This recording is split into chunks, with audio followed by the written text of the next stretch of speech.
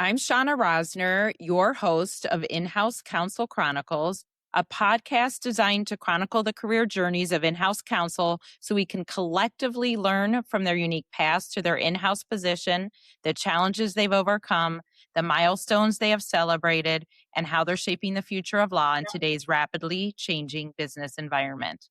Today, my guest is Jason Hollander. Jason graduated with a BA from Washington University in St. Louis before attending law school at Case Western Reserve University School of Law in 2009. Jason worked at a mid-sized regional law firm for 7 years before moving in-house.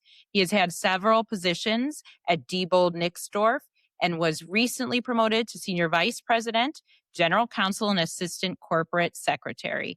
Welcome to the podcast, Jason. I'm excited for our conversation. Hi, Shawna. Thanks for having me.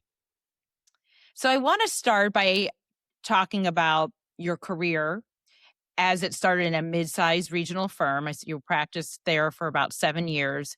What was your specialty when you were practicing in law firm setting, and how did that prepare you for your in-house career?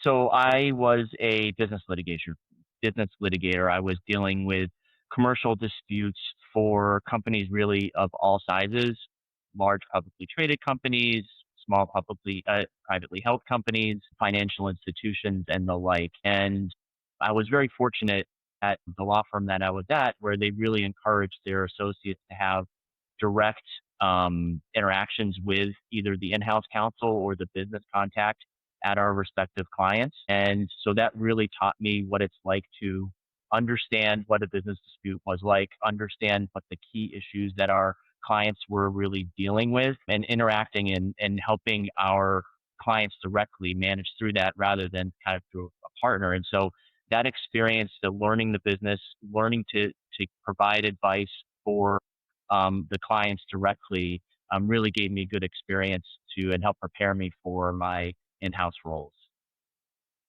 And what motivated your transition to go in-house when you did? So I was at the law firm for about 7 years, as you said, and it really just got to the point where I was starting to look ahead and see what my career would be like at a law firm. I'd always assumed that I would spend my whole career as a litigator in a law firm. That was my desire. I liked where I worked. I liked the people I worked with. I was fortunate to work with really good, strong legal practitioners. But I kind of just got to the realization that I wasn't really happy with what I was doing, and I wasn't happy with the path that I was on. And so I was looking for a different path.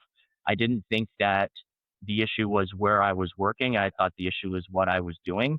And so I kind of took a step back and assessed my options and decided that the next logical step for me was to take my career towards an in-house role and see if that kind of gave me the type of work and interest and life that I was really looking for. And it's been that and more. It's been a great career change for me, and I've been really happy working in-house in different roles over my career. Yeah, and I want to focus a little bit on that, your path. What shaped your in-house counsel path to your position today? And then I'd love for you to tell us a little bit more about your current company and role. Sure. So as you said, I'm Senior Vice President, General Counsel at Diebold Nixdorf. For those who don't know, we really have two different lines of business. We have a banking line of business where we provide ATMs for financial institutions and all of the solutions and services and software around ATMs and kind of the cash ecosystem for our customers on the banking side.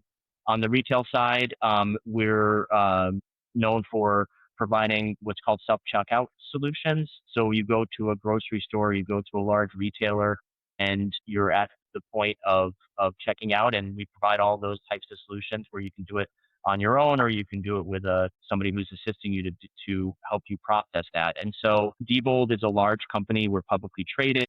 We have business in over 100 different countries around the world. And so it's a great place to be an in-house attorney and have opportunities to really, really solve lots of different legal puzzles. And so in terms of my career, when I left the law firm, I went into in-house at Progressive Insurance. It was a great experience for me. It's a wonderful local company headquartered here in the Cleveland, Ohio area. Really, really good attorneys working there. I really learned a lot what it's like to work in-house, particularly at a larger company. I worked for and did work for a business unit within Progressive, and that business unit got spun off into its own company. And so I went to that new company, and then I worked for a very small spin-off company, which was a great experience also. A very different working for a smaller company with different level of resources than you would at a very, very large company. And so I got experience what it's like to work for a large one, experience to work for a small one, and both gave me great opportunities. And then eventually I ended up working at Diebold. I started as the chief compliance officer at Diebold.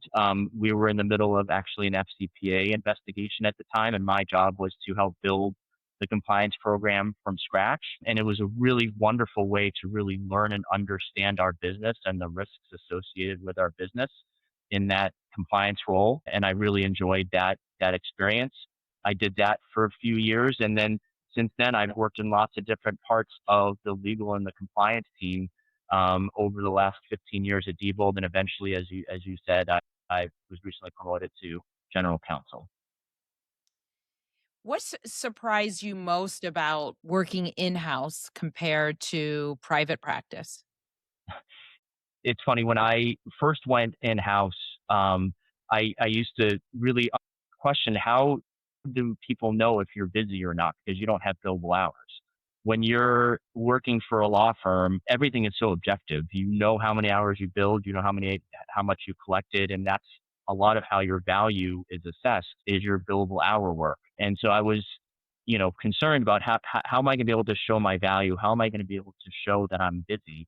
And that was complete misconception on my part because there's, you know, my day to day work is just as busy in house than it is at a law firm. Now, if you have a large trial or a large deal that's happening and you're outside counsel, the pace and of the work is obviously going to just be a little bit different and busier than in house. But one of the misconceptions I had was how busy are you going to be in house, and is there going to be enough work in house? And there's no shortage of work. There's no shortage of opportunities when you're working in house. I'm glad you shared that. That's something that I come across in my work as a legal recruiter, and I talk to people, as you can imagine, um, daily who want to make the move in house. And when I ask why, it's because they want to get rid of the billable hour requirement and have a better work life balance. And I always share that I think the difference is you're not going to have the billable hour requirement, but you may be working just as hard, but differently. Would you agree Yes, with that? yes, been my experience as well. Really important for people to understand, and sometimes I don't think you do, like you said, until you get into the position. What advice would you give to attorneys who want to be seen as trusted business partners within their organizations, as I imagine you are? Yeah, I was fortunate to work with some, like I said, really good attorneys at the law firm. And one of the partners who was my mentor gave me advice early on, which was, you know, don't come to me with problems, come to me with solutions. And as an attorney, your job obviously is to identify problems, to identify risks, to be able to anticipate those risks. And that's incredibly important, part of what we do. But that's only half of what you need to do. The other half is to come with a solution to the problem. And, if you're a young attorney, you know, I would encourage them to really think through what the solutions are to the problems. How are you going to mitigate the risk? How are you going to manage through this situation? And that's where you really add value in house, is to be able to come with these solutions. You need to really, first of all, understand the law, understand the regulations for sure. You need to understand the business really, really well. You need to know the people, what the people's roles are in the business, and you need to know them as well to understand what they need so that you can provide them the solutions and the support to help them navigate all the different puzzles that come with operating a company. Sure. And I'm imagining, like, with a background in litigation, you didn't come in to either Progressive, which is, insurance highly regulated, or where you are now at Diebold Nixdorf, with that business side experience, or, for that matter, the compliance experience. How do you get that experience? So I've really tried to approach my work life with a curiosity, Shauna, asking questions, knowing what questions to ask, and not being afraid to ask the question and to learn. And it's served me well. I've taken on lots of jobs and lots of responsibilities where I didn't have a fulsome level of experience in that particular role. I had skill sets, I had some experience, but not hadn't done the job before. So really what I try to do is just come to my work with a level of curiosity so that I can learn. And I found that, first of all, I've been very fortunate. I've had some very, very good mentors. Had some very good bosses that I've worked with who've supported me and who've made sure that I'm really doing the things I should be doing in the way I should be doing them. But really the key to me is coming to the job and your experience with curiosity and asking the right questions and being alone. That makes a lot of sense to me. I think that's really good for people to hear as well as they're navigating the same type of a situation. I want to shift gears and talk to you a little bit about AI. Everyone's talking about AI. What are you seeing in terms of real world use of AI in your legal department today? And where do you think it genuinely adds value versus where it may create new risks? Well, it's both. It creates tremendous value, tremendous opportunities, and risk as well. And in-house departments need to be able to navigate both. One of my remits in my current job is to really make sure that we are making good use of the efficiency that's associated with the new legal technology that's out there around AI. It really is an enabler for us to do our jobs more efficiently and more effectively. So, for example, there's tremendous tools out there that helps with contract redlining. There's tremendous tools on the IP side, intellectual property side, that helps you with your patent work, drafting patents. There's contract lifecycle management tools out there that can help you manage the life cycle of your contracts, or legal intake tools to help process the workflow of your organization. And so really there's just so many tremendous opportunities around AI to help the in-house legal team operate more effectively and efficiently. As you said, Shauna, there's obviously risks associated with AI. And so it's our job to really learn and understand those risks. Like in Europe, there's the EU Artificial Intelligence Act. There's going to be regulations that are promulgated all over the world that really guide and regulate the usage of AI. And it's incredibly dynamic. The technology is changing very, very quickly, and also the regulatory environment is changing as well. I know that it's changing really, really quickly on so many fronts, the AI. Have you noticed a difference in the reliability, so to speak, of AI tools? Are those tools visibly getting better? Yes, they are. We're seeing fewer like hallucinations. The outputs are better. I think part of that is we're getting better in interacting with it. We're learning how to use it more effectively, but the rate of improvement of the tools is very, very fast. Do you think AI will change the skill set required for lawyers over the next 5 years? Let's say, especially those aspiring to leadership roles like yours.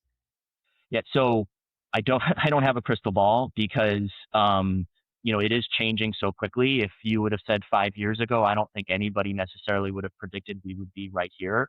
But the way I think about it, and it's kind of a simple example, but I don't want to date myself, but when I was in law school, that's when Lexis and Westlaw, these online research tools, were really kind of coming out and were very effective and becoming more popular. Back then, as a younger attorney, if you said, no, no, no, I'm gonna stay in the law library. I feel comfortable in the law library. That's where I want to work, and that's where I think I can do the best work. You'd become a dinosaur pretty quickly. You really needed to learn the tools that are associated with Westlaw and Lexis, and I think it's the same thing today. I think it's incumbent of all attorneys to really become knowledgeable on what tools are out there. I know in-house departments are procuring these tools to help the in-house departments run. I know law firms are doing the same. And so it's really important that we all, no matter where we are in our legal journey, to really understand what those tools are and become kind of technical practitioners in this technology. I think if I were to look out 5 years or some point in the future, the ability to get information is going to be instantaneous. The ability to process that information is going to be instantaneous. Where we can add value is understanding that, creating the human kind of oversight, and to be able to talk to our clients and interact with our clients in a way so that they can understand what those outputs are from the technology, and help really understand we can't just rely blindfolded on whatever AI produces. We need to be able to really look at it with a critical eye, ensure it's accurate, and then process it for our stakeholders, whoever they may be. So I read an article this morning that was talking about how in-house groups and companies were going to start keeping more of the work in-house rather than using outside counsel. And I was wondering if you had any thoughts on that. I think that there's a high likelihood of that happening, and quite honestly, if you just look at it from a cost benefit analysis, in order for us to justify procuring these tools and paying for these tools, there has to be a savings on the outside counsel side of it. We've already started to see that. So I referenced before, we have some really neat patent AI solution, and that can provide an initial patent draft of an initial patent. It's not perfect.